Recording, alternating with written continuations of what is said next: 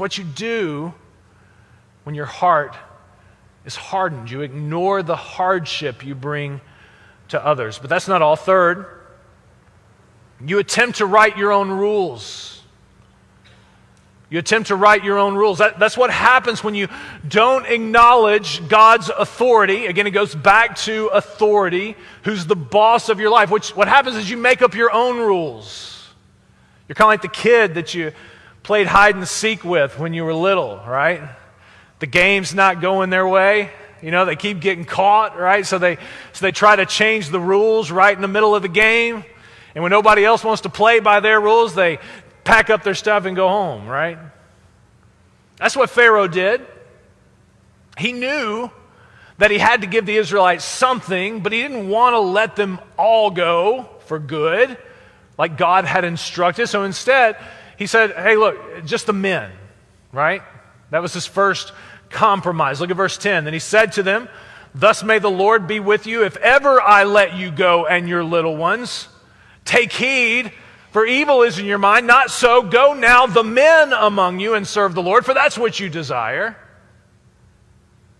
But of course, that didn't work. The locusts still came.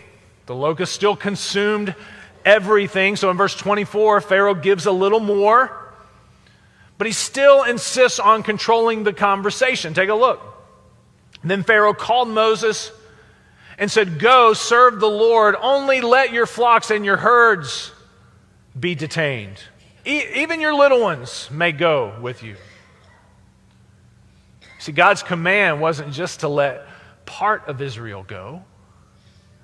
God demanded that Pharaoh surrender everything. The men, the women, the children, the livestock, everything. And friend, that's what God demands of us.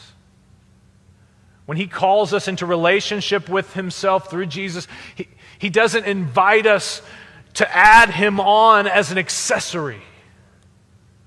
You know, hey, check out this new religion I just got.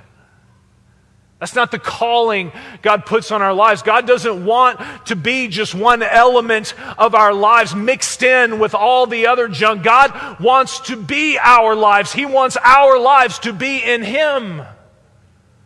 That means we give him everything, all control. If he says it's wrong, it's wrong. Doesn't matter what the media says. Doesn't matter what the culture says. If he says stay away from it, we stay away from it because we belong to him and we love him. But if your heart is hardened against him,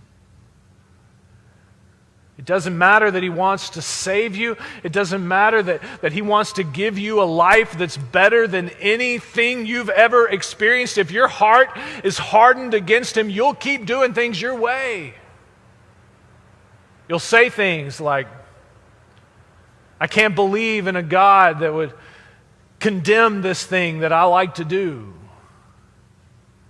This thing that seems so harmless. You'll rewrite the rules to suit yourself. Only problem is, writing the rules, dictating morality, deciding what's best for the human race, that's a good bit above your pay grade. And it will only lead to your destruction.